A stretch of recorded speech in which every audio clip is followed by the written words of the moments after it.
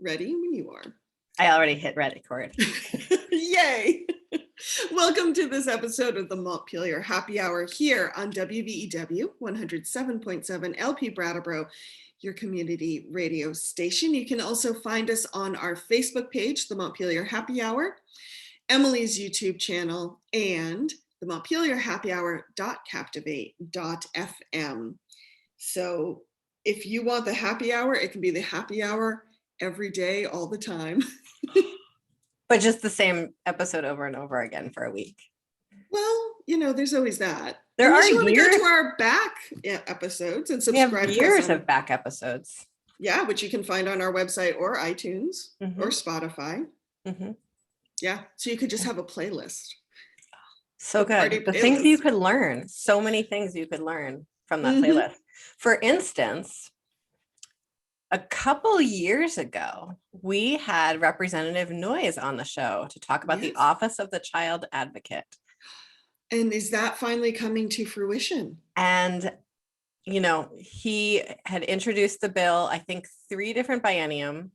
Last biennium, we had him on to talk about it. I helped with a conference that an advocacy organization put on specifically on this bill. It for folks who do not go deep into the back episodes or have not been following us from the beginning, the Office of the Child Advocate essentially sets up an office within state government, but outside of the Agency of Human Services, to be an ombuds or a watchdog or a sort of advocate for folks who are involved in the child protection system, either in the judiciary side or on the administrative side with DCF. And that could be folks who are in residential care with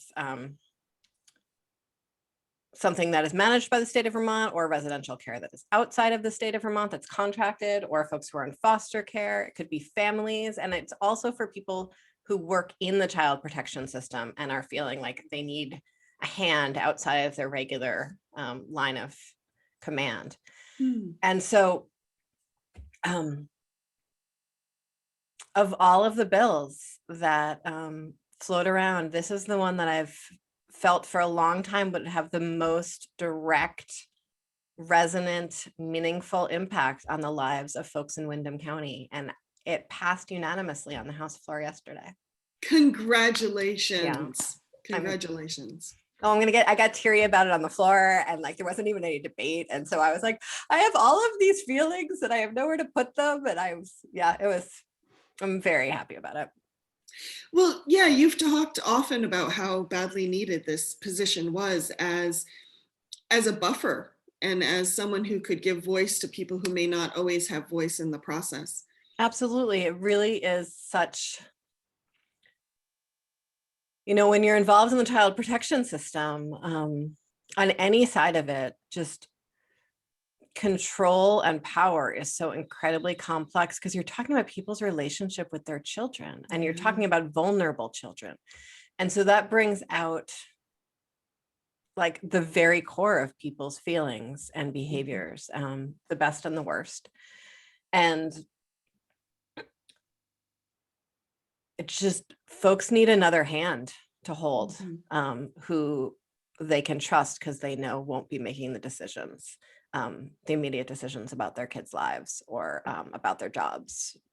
And so, I really, I think there should be an ombuds office for every piece of state government. Yeah. And historically, there have been quite a few more than there are now, but of any, this one seems the most important. So I'm so excited. And when will it go into effect, or when will they start building it? So it needs to still pass the Senate. Okay. It got an exemption from the crossover deadline, which means that the Senate has agreed that they'll still pick it up, but there's only really a few weeks left in the session.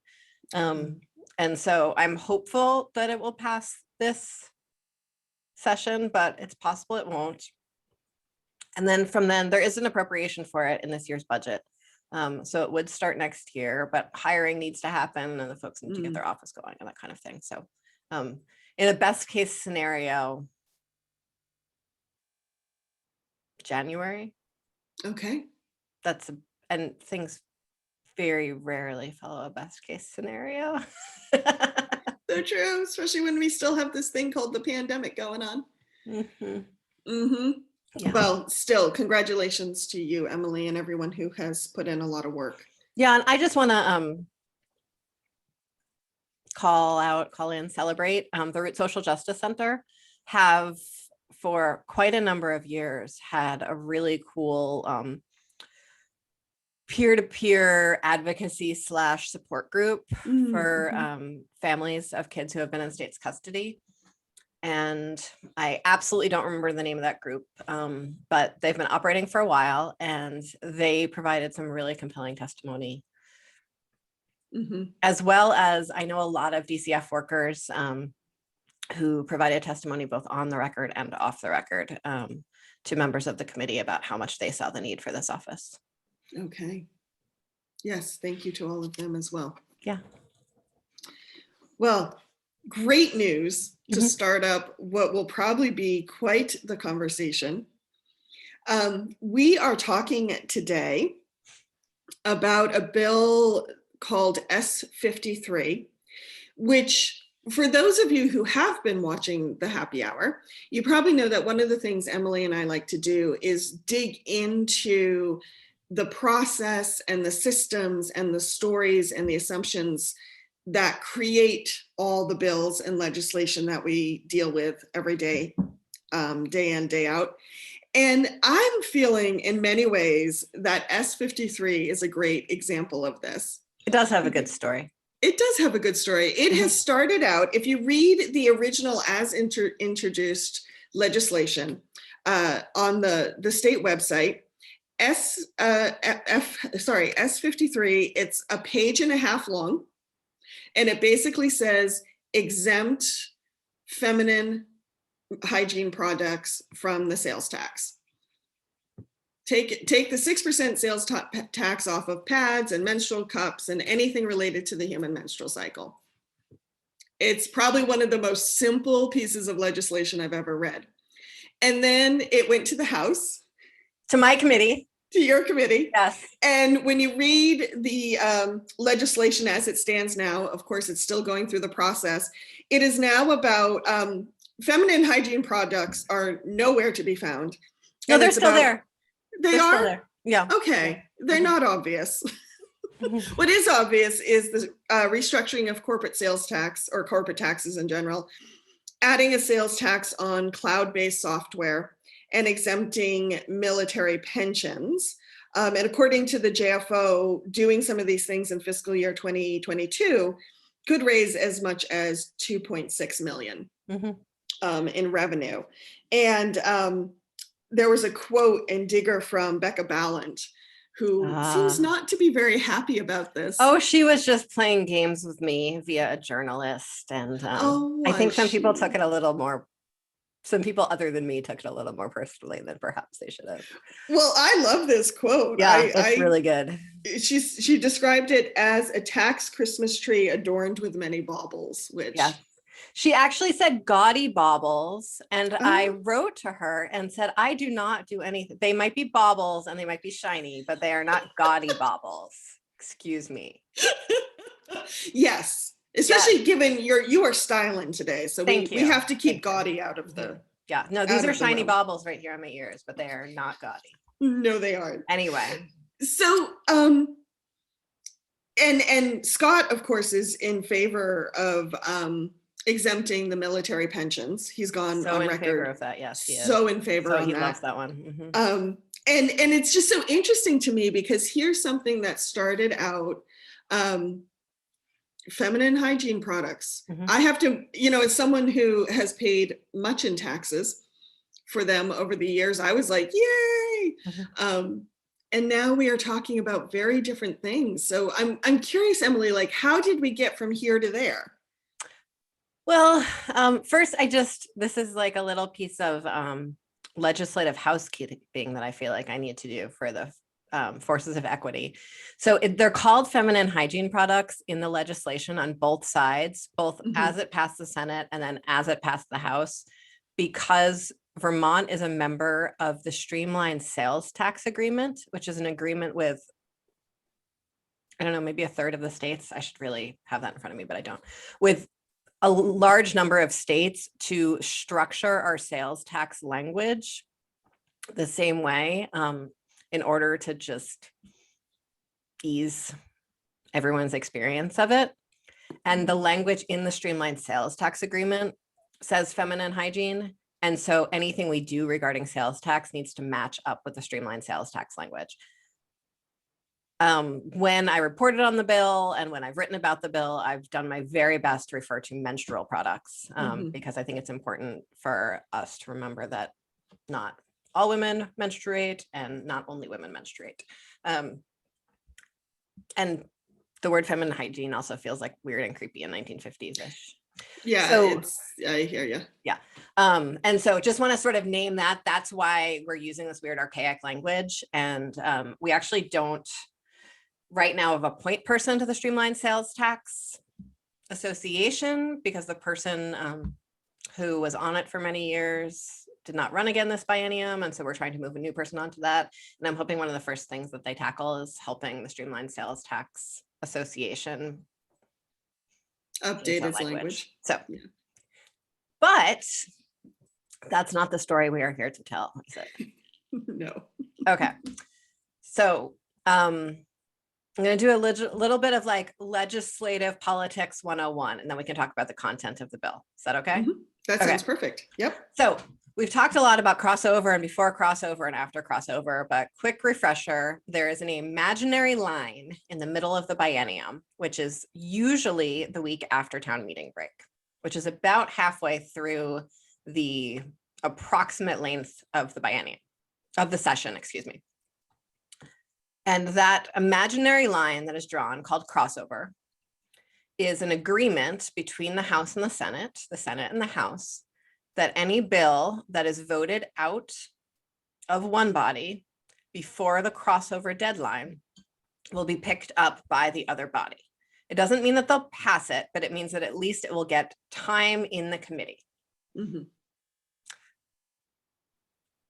So that means that if a committee wants to do any work after the crossover deadline on something, then they need to do the work and then wait for the next session, or paste it into another bill that's floating around. Now, this pasting into another bill that's floating around is generally referred to as a Christmas tree. And every committee does it near the end of the biennium, because there's a whole bunch of reasons. One, everyone enjoys a little bit of trickery. Two, that's the funnest part of the story, but it's not actually the primary reason. Two, little known fact, in addition to the fact, little known fact outside of the legislature, the House members are in the same committee all day long, morning and afternoon. Senators are in two different committees. They spend their morning in one committee and their afternoon in another committee. And remember, there's all of the stuff you have to do on the House or Senate floor in the middle of there.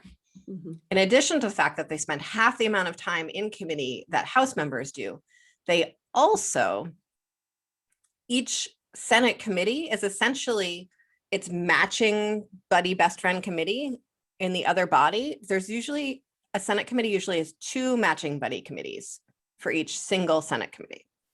So for instance, the Senate Committee on Finance is essentially made out of the House Energy and Technology Committee's legislation and the House Ways and Means Committee's legislation.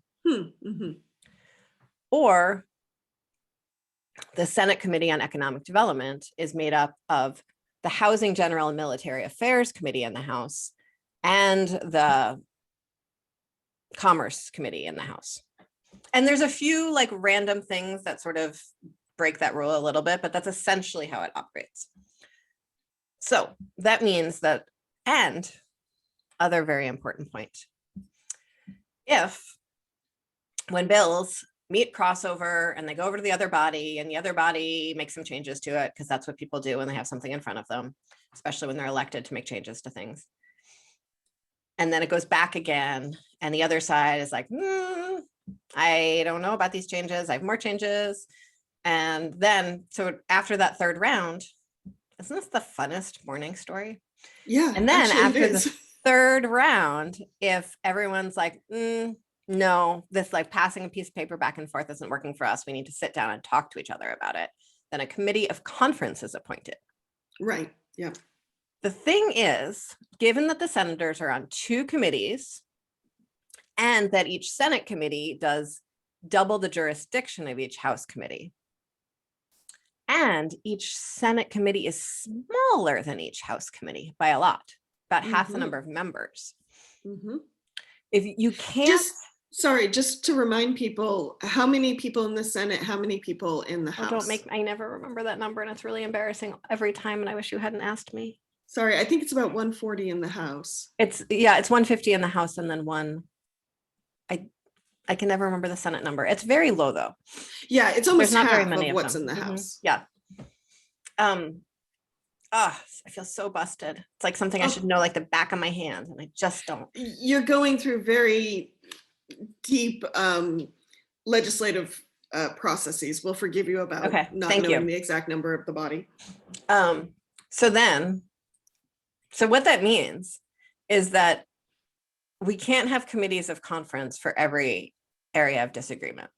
If we did, for every individual bill's area of disagreement, because the senators don't have time or bodies for all of those committees of conference. And committees of conference, the meetings actually have to be scheduled amidst all of these other meetings that we have. It's not like there's committee of conference week. That would actually be a very good idea. That actually would be smart. There is not. That doesn't happen. So if one wants to find agreement or get anything done as the session goes on, I wish all the radio listeners could see the amazing hand gestures I'm using this morning. If this is air traffic control stuff. Yeah, I'm doing some really good stuff here. Going deep New York Jew with my hands. So or for Vermonters, I'm going deep Bernie Sanders with my hands. So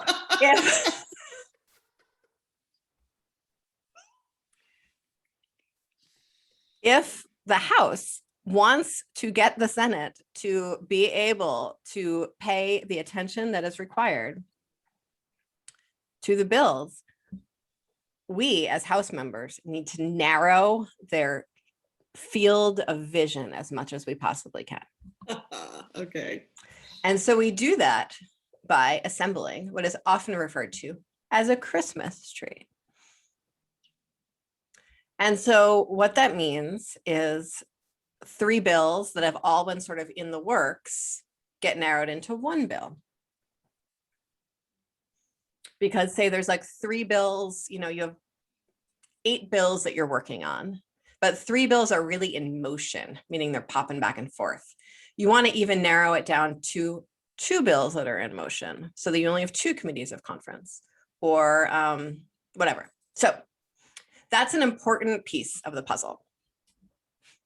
The other piece that is interesting is that the power on the committee of conference is set by the body that did not originate the bill. The chair of the committee of conference is the body that did not originate the bill. So if it originated in the Senate, the chair on the committee of conference would be from the House. Yes. There we go. It's a nice balancing. What is interesting to me on Ways and Means is that our committee in the Senate Committee on Finance, has apparently not sent us a bill in a decade. That's odd. Until this bill, this very, very simple bill on menstrual products. And so the House went nuts with it. We didn't go nuts. We happily,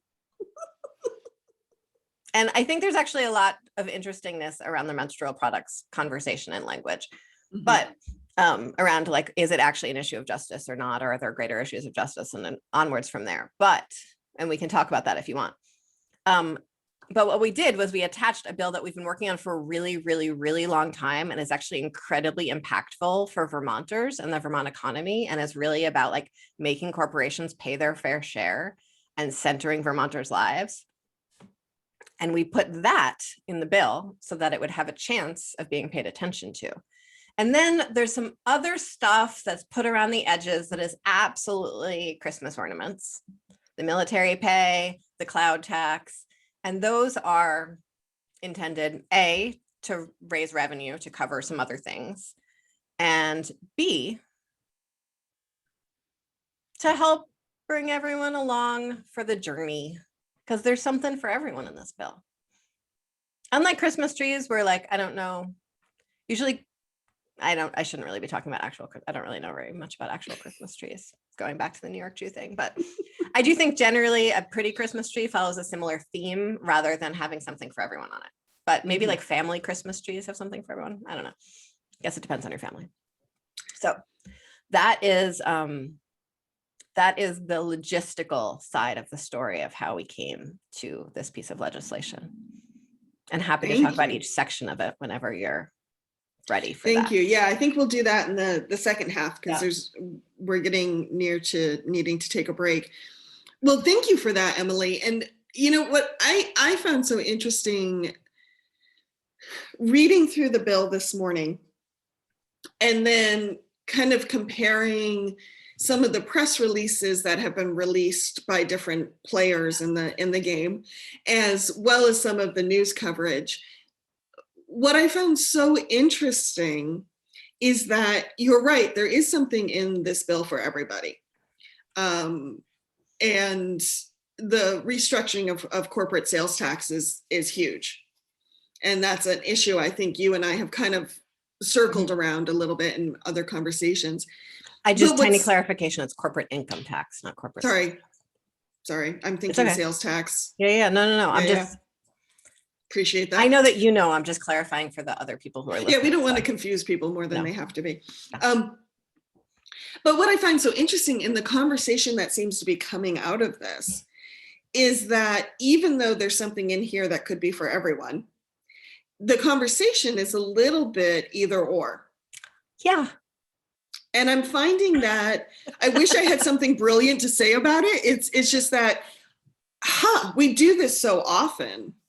And I don't know if we're not good at communicating how there's something for everyone, or if we're just so used to pitting needs against each other.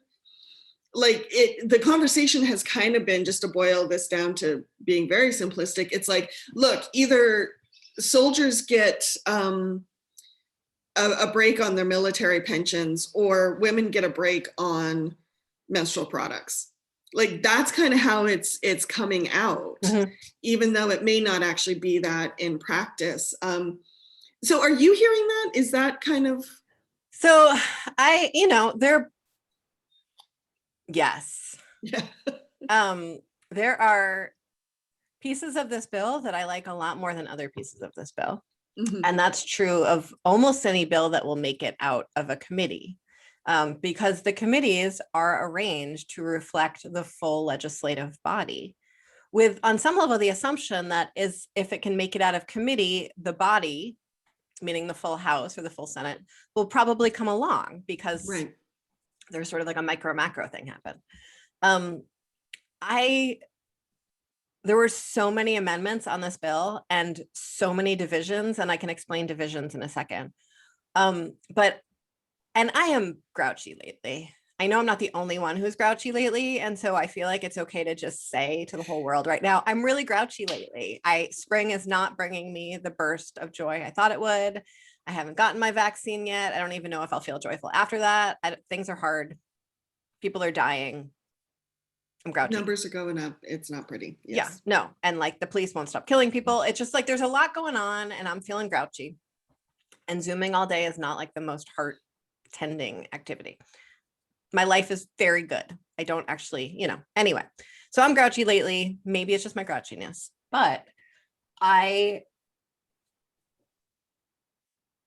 just really like when all of this was happening and there were all these amendments and all of these divisions, I just couldn't help but saying, like, can't you be happy with this part here for you? There's a part here for you. Look at that.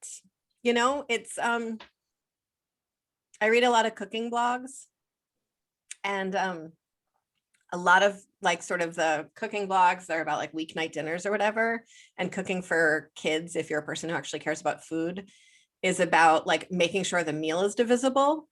And so that someone can take, like you have dinner, but you don't mix the cucumbers in. You have the cucumbers on the side. So the person who likes the cucumbers can eat the cucumbers, and the person who doesn't like the cucumbers doesn't eat the cucumbers, but everyone eats the same dinner. Mhm. And with this bill, I was a little bit like, really? You can't be happy with that piece right there. I'm happy with that piece right there. That's why I'm reporting this bill on the floor and representing my committee with it. So I don't get it. I don't know how much of it's people really feeling like the compromise isn't worth it to them, which totally valid, or if people are saying, I see an opportunity. Someone said yes, so maybe they'll say yes to more. Mhm. I'm really not, or if just everyone else is grouchy and like wanting to grandstand about everything at every opportunity because they're also having the feelings. I don't know. Mhm. But yes, I had that. Hmm. Yes. Fascinating. Mhm. Well, we're just about needing to go to break, but I guess for you, I'm curious, how much are you feeling that this is just about, this bill right now just represents here and now? And how much are you representing, or how much are you feeling that it's followed the process that just about every bill has followed, and it's not that exciting? Um, I think it's interesting how much attention it got. I think it's interesting that the attention it got wasn't repealing a sales tax on cloud products. I mean, repealing an exemption on cloud products and adding an exemption to menstrual products is, it'll impact the margins of people's lives. I don't think very many people know how much they pay in sales tax overall each year, let alone on single products in their lives. And the military pension issue, I understand, is certainly an issue of significant emotional weight to people, children and veterans. And, we've talked about things that are very sticky emotionally to people, but the like deeply impactful for the revenues of the state and for the economy of the state is this corporate piece in the middle that no one's paying any attention to. And I was I think the journalists who called me about the article were fairly annoyed with me because I was giving them little lectures about like, I know this one's sparkly, but like, can I please explain to you this incredibly important thing we just did? Because I think that's the more interesting conversation. So to answer your question, this is how most legislation happens near the end of the session. Every committee has a bill that's like this Christmas tree. And this one, because it had so many aspects of the Christmas tree that people had resonance around, I think it was a more noticeable Christmas tree. Maybe because the ornaments were shinier and perhaps gaudier baubles. It attracted more attention, but it is really in the end just like a fairly normal legislative happening. Okay. Well, Emilie, thank you for that roundup. We are going to hear from some of our underwriters here on WVEW 107.7 LP Brattleboro, your community radio station, but stay tuned. We will be right back. Welcome back to the second half of the Montpelier Happy Hour here on WVEW 107.7 LP Brattleboro, your community radio station. If you're just joining us, I'm your host, Olga Peters, and I am speaking with my regular contributor, Emilie Kornheiser, who is one of 3 representatives to the town of Brattleboro, and we are talking about S53, which is essentially a tax bill. But it's a Christmas tree, pretty shiny Christmas tree tax bill, as we've been talking about. So in the second half, we want to work through the different parts of this bill. So how about, Emilie, if you start with where the bill started, which was removing the 6% sales tax from menstrual products. Yeah. So that's what the bill does. It's become a real like feminist flashpoint. and has gotten really wrapped up in conversations around product scarcity and menstrual product scarcity, Mhm. and which is a huge issue. Folks who aren't housed often don't have Yeah. access to period products. Kids living in poverty, young women living in poverty Mhm. often don't have access to period products. There's a real problem with that, and period products are not allowed to be paid for with food stamps. They're not part of sort of WIC. There's no system for getting those products to folks who really need them, who are struggling financially, and they are quite expensive. Mhm. And it always amazes me a little bit that there isn't a system, because let's face it, folks, it's going to happen every month. Mhm. Like, it's not like this should be a surprise for anyone. Yeah. And there are diaper banks, which is sort of a similar, commercial product that's not covered by food stamps that a lot of folks need to access regularly. But there aren't tampon banks at schools. They're often in the nurse's office rather than freely available. And so I think there's a lot of really important things around those product scarcity. I'm sort of, working with legislative council to see if we can figure out a way to get them paid for with food stamps. We can't do that federally, but we might be able to put money into the food stamp fund from state dollars. In jails, period products are often used as a tool of control by guards. And so there's a lot of benefits of making them freely available in any congregate setting, schools, jails, mental hospitals, et cetera. And a lot to be said for how we can make them more available for poor people. None of that is accomplished by removing the sales tax. This is true. And in fact, the cost to the state of removing the sales tax, that money, if it was spent on period poverty, which is how people sort of talk about this larger issue, would pretty much solve it. But that is not what we did. We did away with the sales tax because it feels like this core injustice. And for me, it gets back to this idea of people thinking that taxes are a core injustice. And I don't think they are. I think they are a product of our lives. And they are how we pay for civilization, and they are what we do, that whenever we exchange money, some of that money goes to the state to pay for things that we collectively decide are important to us. Right. And I understand that given how low our wages are and how much we don't feel in control of our own financial destinies, that taxes often feel like the reason we're not in control of our financial destinies, or more punishment on top of the horrors of capitalism. But that's not personally how I view taxes, and it's not how I want to structure our tax system. So, and then, while we were on break, Olga, you mentioned the pink tax, which is that things that are marketed for women are often more expensive than the exact same product marketed for men, which is very different from the period tax, which is a product that only people who menstruate buy. And the reason it's not considered a medical product is because it doesn't, the definition of medical product is about something that's wrong with you. And so it can't be considered a medical product, which I think is sort of fascinating. In the deep margins of tax policy, that's fascinating. So I would love to also work on something, and maybe I can find someone on the Commerce Committee who wants to do that with me, to really look at how we price things, across genders, and really approach that. Or to look at how breast pumps are covered by health insurance. Or, there's a whole bunch of really intense gender justice issues around money that we need to take on. And sometimes I worry that when we have easy wins, like this menstrual product thing, that we'll stop there and feel like we succeeded. And I know maybe that's a little too scarcity minded of me, but a lot of energy went into this period products thing and the celebrating the period products thing. And I would love to have that same energy go into something that would be much more impactful for people's lives. So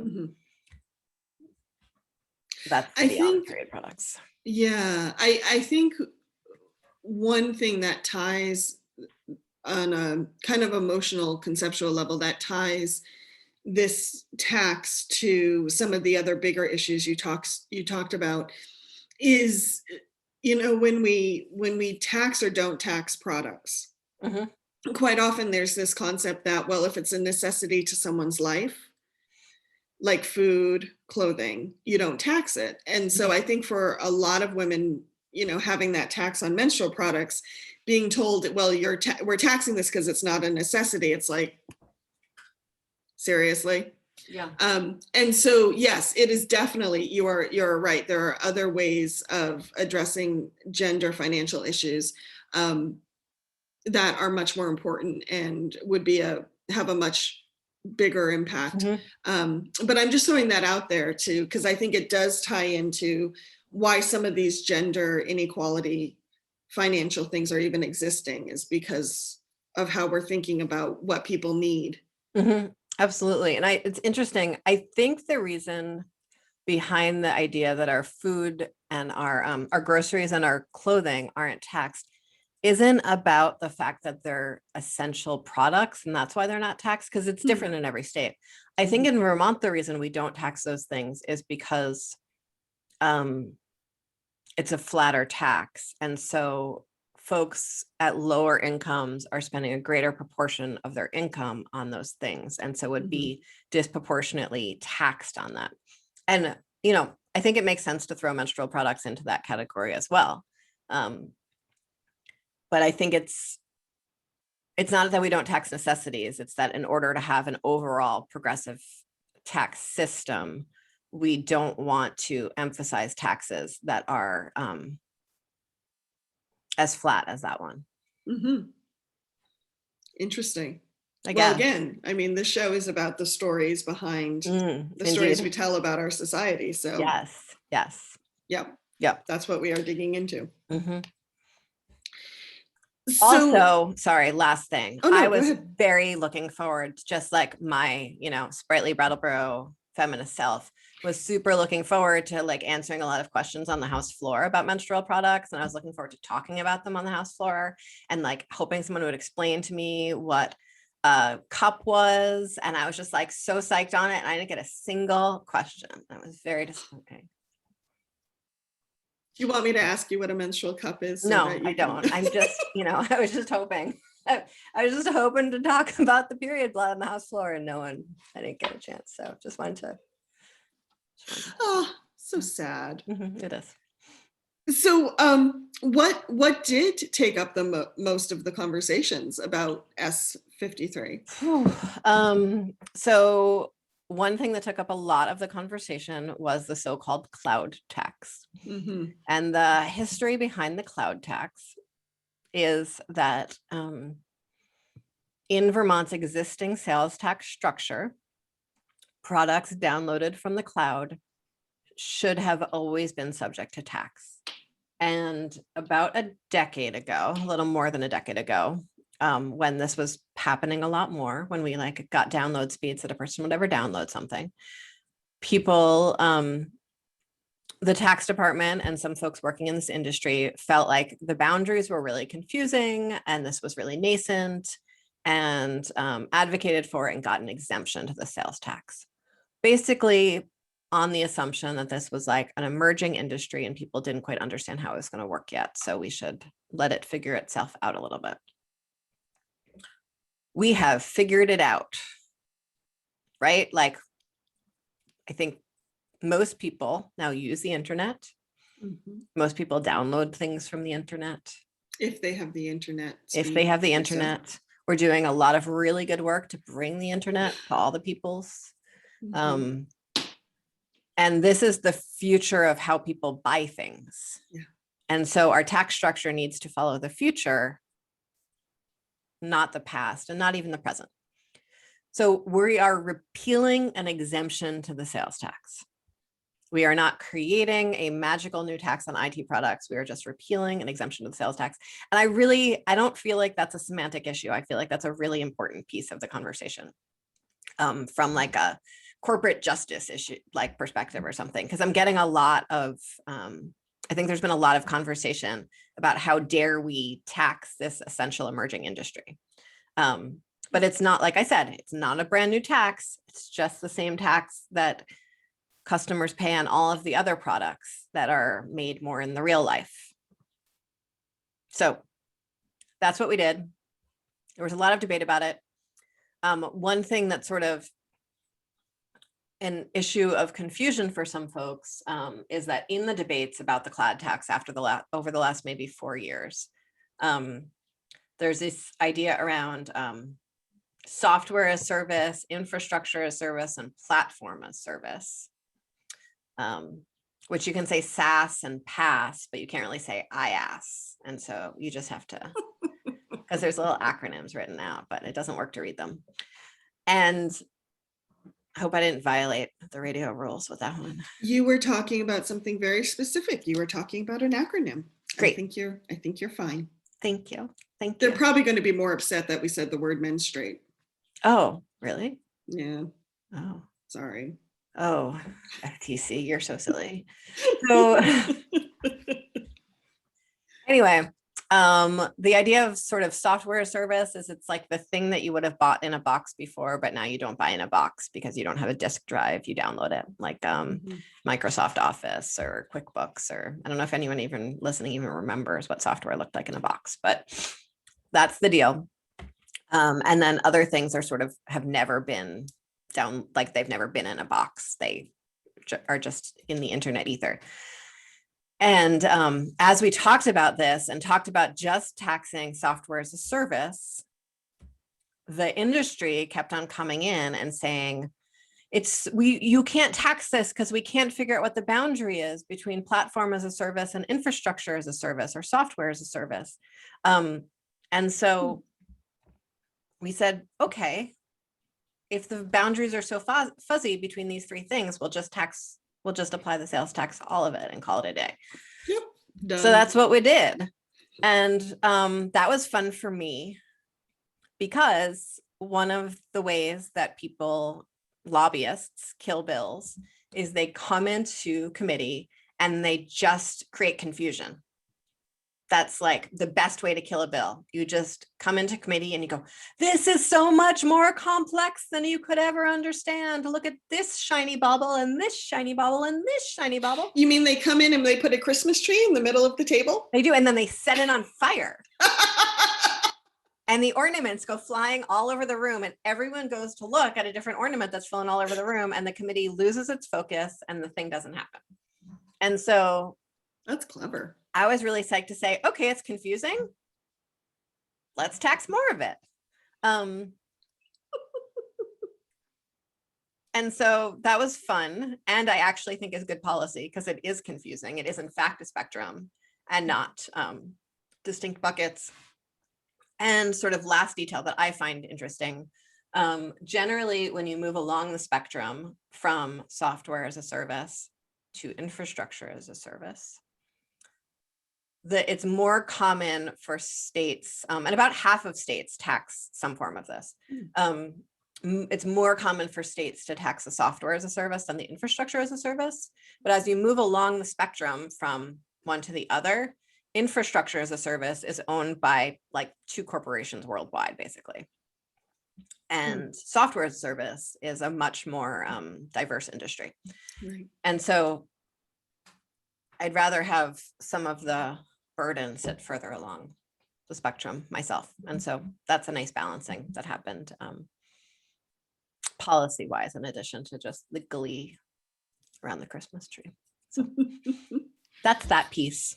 Okay. We have just about 10 minutes left, so I'd love to touch quickly on military pensions, but I want to make sure we have a chance to talk about the corporate income tax as well. Yeah. So, you know, one thing I'll just step in there and say, Yeah. you know, one thing Scott's pushing with this military pension, not taxing them, is it's a way to build population, that we Mm, can attract more people yeah. to the state.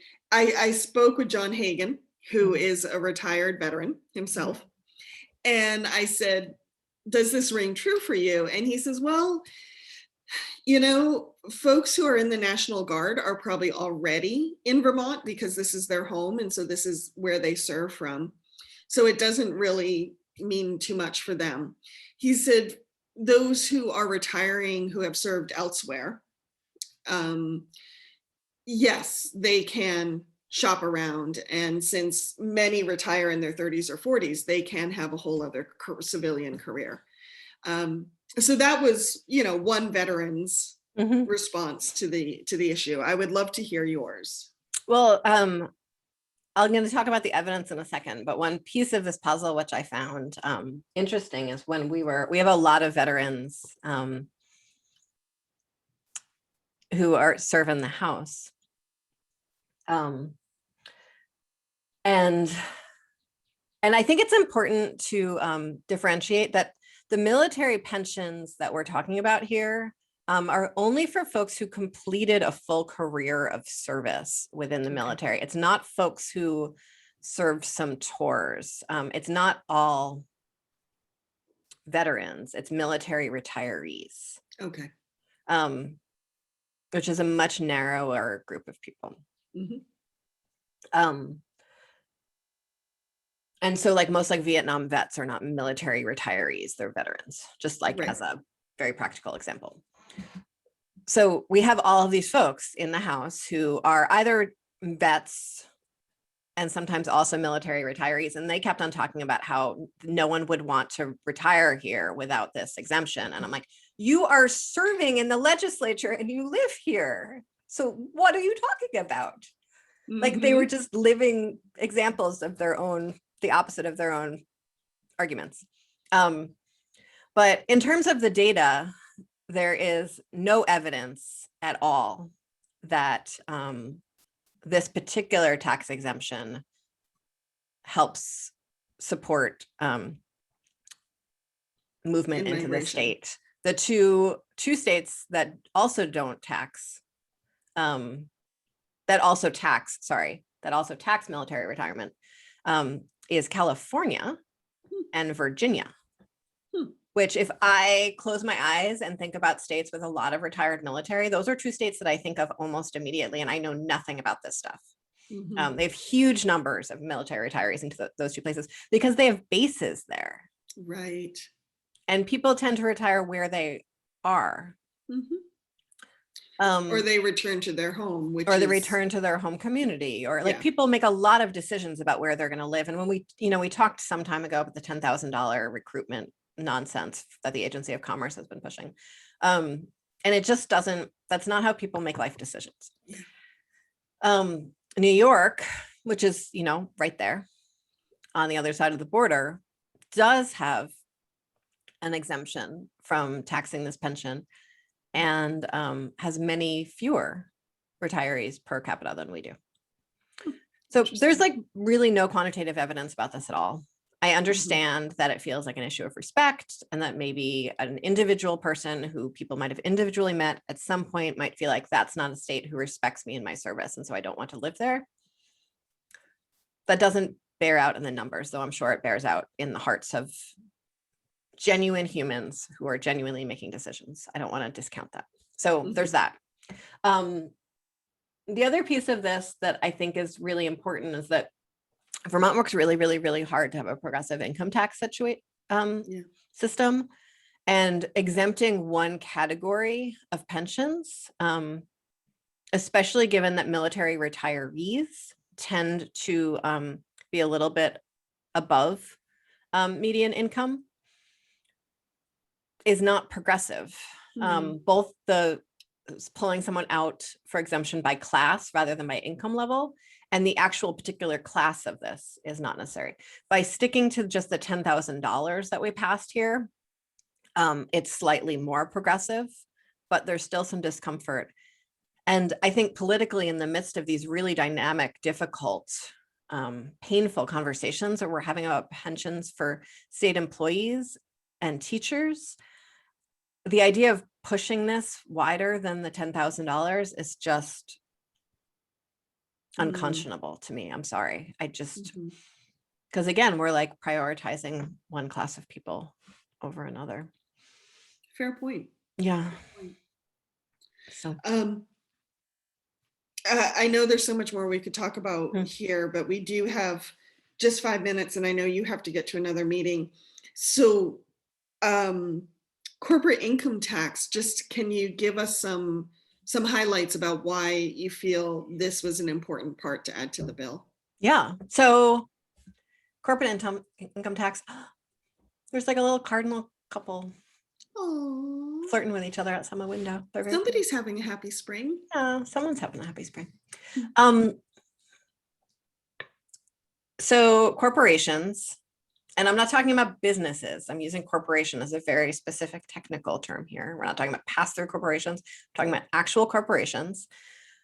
Tend to have multiple divisions within them, sometimes even subsidiaries.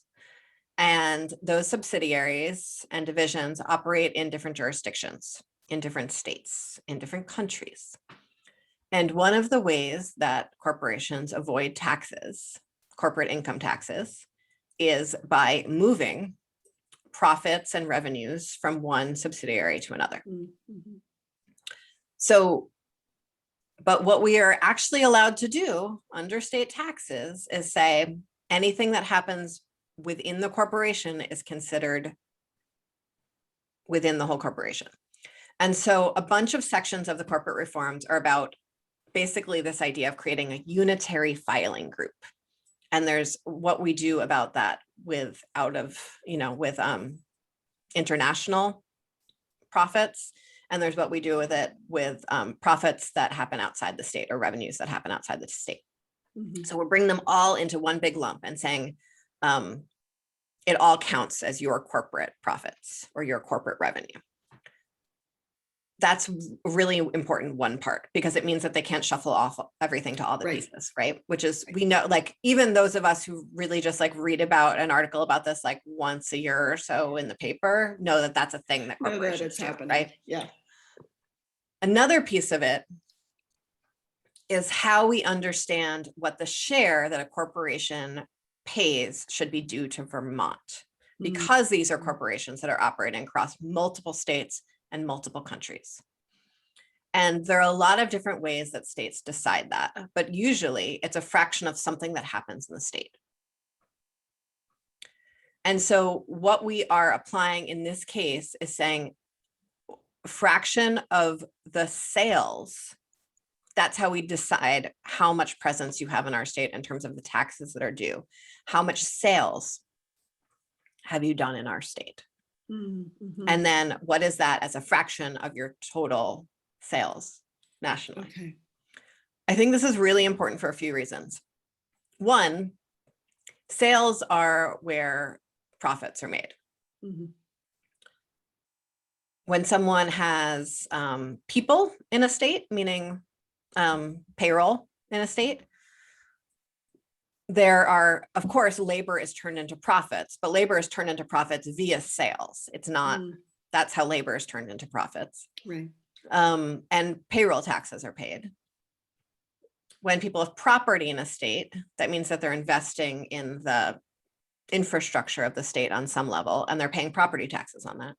And again, people and property is turned into profits. And so it's really easy to sort of do wild things with your property and with your payroll, right? Like we know about, the contractors, the extent to which people are depending on contractors at this point as a way of avoiding both tax liability and, human rights is huge. And the national environment makes it really hard for us to crack down on that.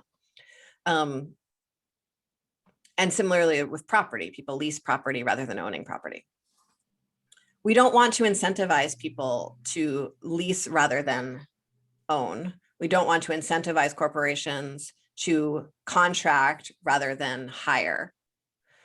And so by moving to just sales, we're like moving to sort of the end of the stream where it's much harder to create trickery.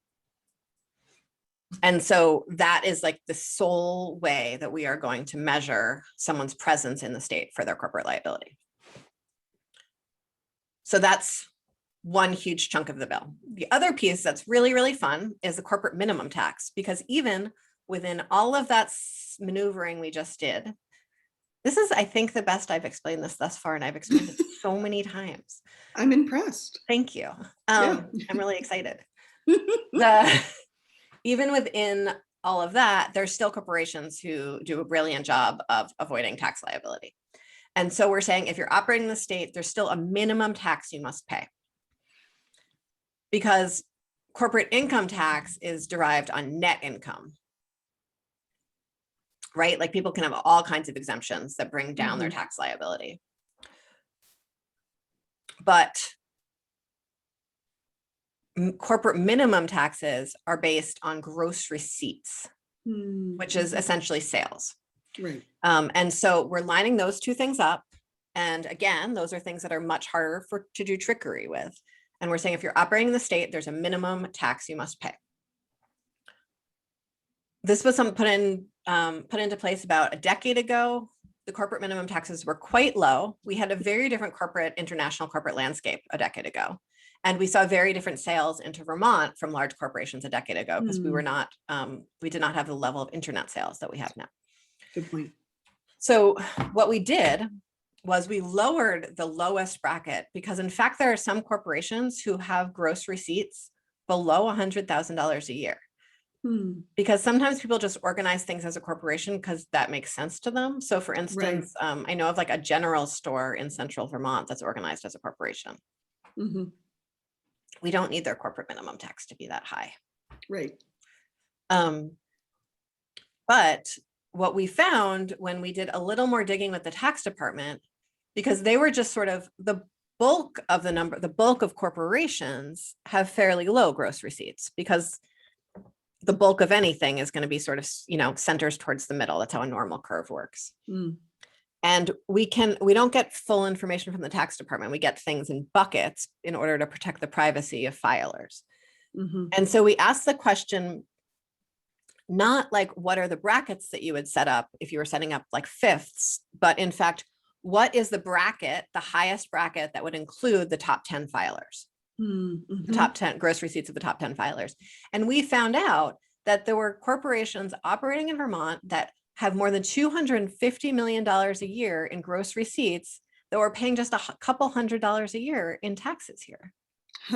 Interesting. And so once we combined all of those other things to say, like, what makes someone have nexus and how do we count things, we were also able to add this much higher corporate minimum tax for these massive corporations that are selling to Vermont, but not necessarily doing much else to support our lives here.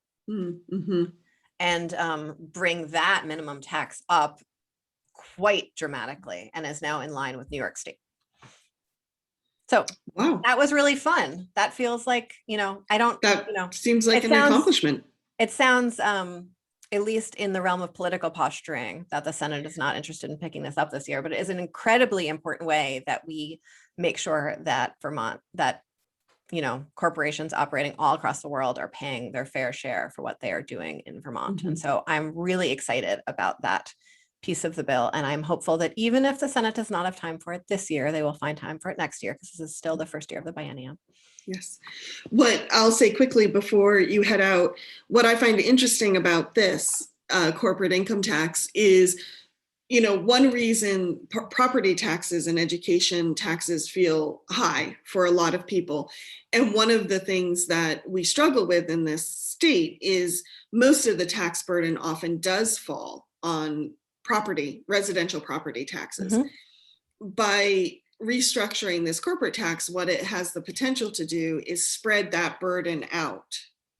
And it could actually relieve some pressure on other parts of the tax exactly code. And that's one thing you can see if you look at the fiscal note on this whole bill, that a lot of the money from it is going to go into the ed fund, which is where property taxes also sit.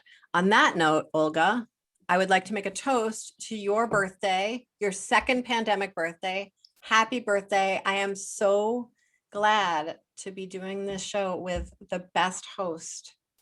Thank you. Thank you. Oh, Happy me too. hour and happy birthday. Happy to everyone. Have a great weekend.